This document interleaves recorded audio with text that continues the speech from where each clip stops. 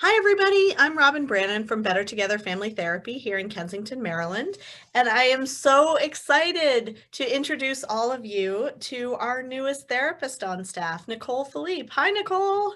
Hi, Robin. Thank you so much for having me and bringing me on. Absolutely. So we had so much fun interviewing you and getting to know you that I decided that clients should have the same privilege and the same opportunity.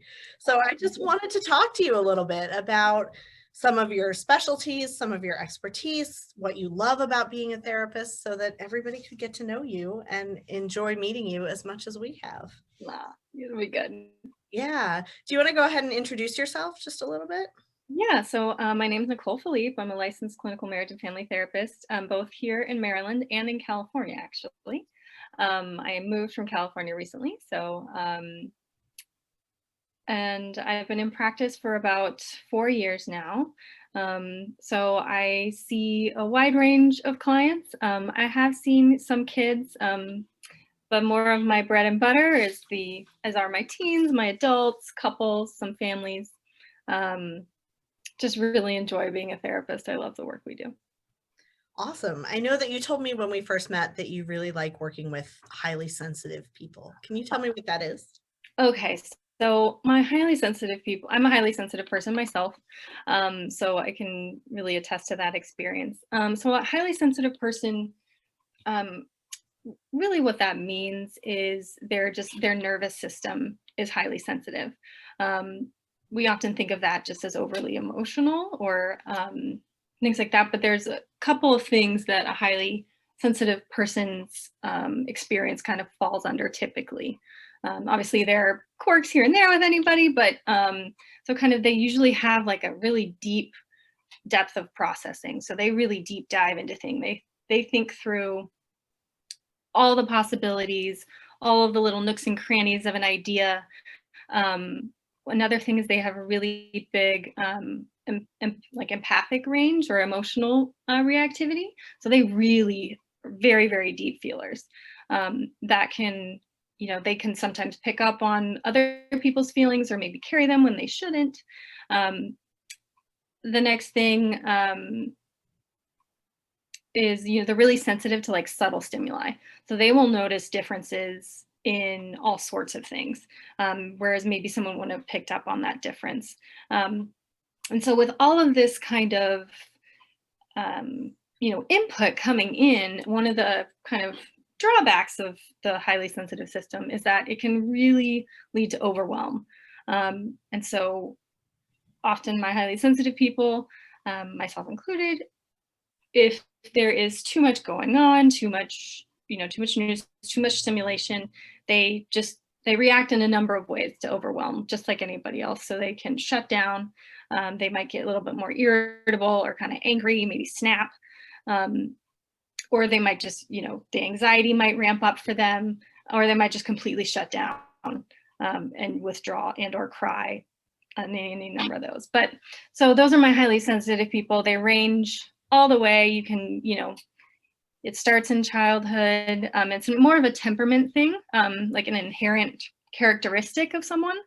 So you often find that weaving through someone's life, even if they maybe weren't necessarily aware of it, maybe in their childhood or teenage years, and then they're really seeing it kind of show up in their adulthood or later.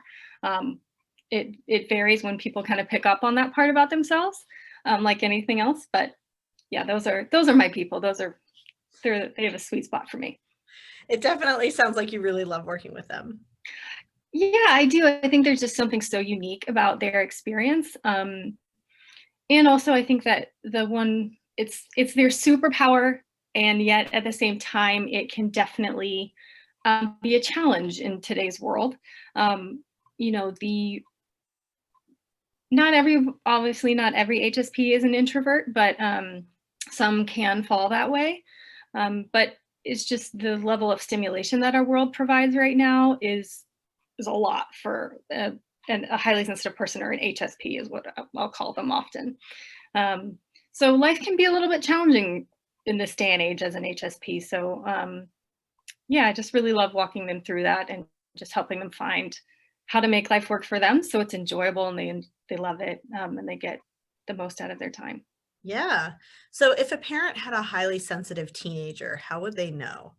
How can you tell, especially during that stage when emotions are running so high anyway? Well, that can be a little tricky to discern, just because, yeah, it's already overwhelming in that time. Some of the things that you'll pick up on, usually you'll start to see it's more of like a tension that kind of builds. You will see something like sometimes they'll have issues with school. They'll be doing really well. They're usually pretty good students. They're very conscientious people, traditionally, and they'll be doing well in school. And then they, like anybody, they get stuck on a topic or a subject that's hard for them, but then they really shut down, almost to the point where I'll even see some parents trying to basically like roll everything back, because their child just doesn't want to do anything. So they'll shut down in that way. Another way I see it come out is, you have some teenage angst, right? Already normally, but some like kind of extra snappiness, maybe a little bit of a, either that or they're feeling really overwhelmed and the anxiety is ramping up. And or they're like really depressed and are crying all the time. So it can be a little tricky to parse out between teenage hormones and things like that. That's where, definitely talking to a professional definitely helps. We can kind of parse through, okay, what might be normal teenage angst and how much is system-wide that's going on, if there's just too much input. And oftentimes we do go and kind of look back and see how they have been and maybe, what the stressors are right now, but also just what is life normally like for them. Yeah. So what would a therapy session be like for a highly sensitive person? So, a therapy session would probably start with some mindfulness, really just some deep breathing, kind of having a space to really kind of come to, as we say, like come to center, and really just center themselves. So, because there's a lot of stimulation, like you get really excited, going to a new place, going to an appointment, meeting a new person, you're a little nervous. So we really kind of need to bring that down so we can really talk about what's going on. So usually the first couple minutes, we just get acquainted, we'll do some breathing. If they really love art, we might, do some coloring or, however they want to kind of settle into session. I always give them plenty of settle in time. And then and then I let them, we'll talk about, okay, what feels relevant today. Obviously we'll, make sure that checks in with their goals, and kind of the things we've been talking about. And then, we'll have kind of the bulk of our session, and then we'll make sure that at the end we really kind of bring it back to center again, and really kind of close it out as best we can, just so that way they're already kind of sometimes feel like a raw nerve running through the world. So I want to make sure that when they have time with me, that I send them out as calmly as possible, to go back into that kind of crazy world that they're coming from. Wow. So almost a place to just release that tension and just, Yes. and Yeah. then during the meat of the session, really getting some skills that they can use to do that ongoing in their own life so that they Yeah. don't have to come to you to get that kind of release. They can get Right. it over and over and over again. Yeah, really teaching them, okay, how do we communicate what our needs are? And not only how do we recognize what that is within ourselves too? That's a really big part of the initial work, is recognizing kind of those warning signs for somebody who's highly sensitive. Like when are they kind of getting to overload? And what are the things that kind of send them to overload? So recognizing that first, teaching them tools to not only help center themselves in the moment when they're not in my office, obviously. The goal is so they don't need me. They don't have to come see me anymore. I want them to live their life. But yeah, so that's part of it. Yeah, absolutely. So those skills sound like they would be really important in relationships too. And I know you treat couples and families as well. Very So much can you say a so. little bit about how you help couples and families? So with couples and families, especially couples, I use emotionally focused therapy. So what that does is really, kind of in the beginning stages, we'll just kind of map out what's been going on. Like what's this cycle that they've been getting into that kind of keeps happening over and over again? we'll help them, map out that cycle. Because really it's not necessarily, we often feel like, oh, it's this person or it's this person. And it's really just the combination of those things coming together that really creates the issue. So it's not necessarily one person's fault. It's just the way the cards kind of fall that make that mess. So at first we just really identify that issue, and then we kind of really get okay, what does that look like normally? How does that kind of go? Sometimes people will have a couple different cycles. Usually it's like one, and it can be about a number of different issues. But then we really then later on, once that's kind of been established and we really feel comfortable with that from both sides, I almost always draw this out too. I think it's really helpful to have a visual for my couples, and even my families too, of like, okay, well, when Sally does this and Robbie does this, like, this is kind of the dance we get into. And then we really look at like, okay, what are some of these really underlying emotional, attachment needs that are kind of getting triggered, for both family and for couples. That's really huge, especially between parents and kids, and not only significant others as well. And so slowly over time, we learn how to talk to each other in that language, of emotions, really. So emotions are the focus. It can take a minute to get there sometimes, but that's my emotionally focused therapy. So yeah, that's so true of so many people. I think that it's hard to get to the emotions. It takes time to get to the emotions because we're used to doing, thinking. We don't slow down and tune into that, even in our most intimate relationships. So it's really nice to have an opportunity to do that in couples therapy and focus on that positive emotional connection and strengthening that going forward. Yeah, strengthening it, because sometimes we get so caught up in what has been or kind of the negative, and it's really nice to reconnect in the positive, and just rekindle that in a relationship too, if that's kind of been suffering. Yeah, definitely. So many positive things can come out of coming to therapy and meeting with you. Let's talk a little bit more for folks that want to get to know sort of who you are and what drives you. What made you want to become a therapist? So it's kind of twofold. I actually had an amazing therapist myself, in my younger years, and she was life changing for me. Really just, helped kind of get me through this struggle that I was going through at kind of a critical kind of juncture in my life. And it was just so powerful that along with, so that's one prong. The second part is that I'd always been drawn to things that were psychological, and books, TVs, movies, you name it. And also just really wanting to understand what makes a person tick. That's always been like, why did someone do that? I'll do that little head tilt. It's been with me since I was a young one.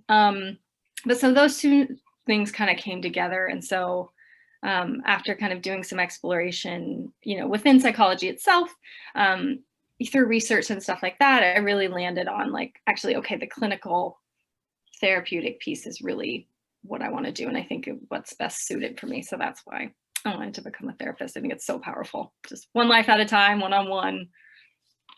Awesome. Yeah. What are the qualities that you feel like you bring into the room, right? There's the process of therapy that's so amazing, but then there's you bringing yourself to it. So what does that look like? Ooh.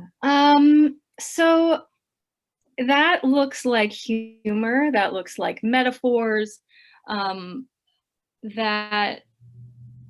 that looks like also, I think one part of, some of my former training was really on kind of depth work. So understanding things that are really kind of at the root. And so we look at practical pieces, but we'll look at some root pieces too, to make sure that's not getting in the way. But yeah, lots of laughter, lots of, I love art. I love to utilize art in my practice. Mindfulness, maybe some movement, really kind of making sure that people are connecting with their bodies. Sometimes we're so caught off from, between head and heart, and they're not really communicating. So we'll try to bring that back too, but that's just a little bit, but depends on the day. Yeah. So now that you've been doing this work for a while, what's your favorite part? Oh, my favorite part is the celebrations.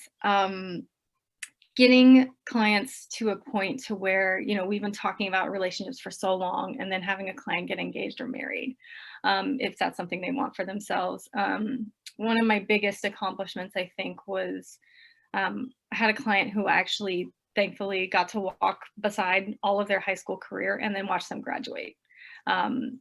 That was such a special moment. So those are the moments that really, walking by someone through a challenge, but then also thankfully getting to be on the other side and going, yes, this, good for you. Like, awesome. You did it, like I just helped. And so that's my favorite part is not only going through the tough stuff, but really getting to celebrate on the other side of like, look how far you have come. Oh my gosh. Like, you should be so proud. I'm so proud.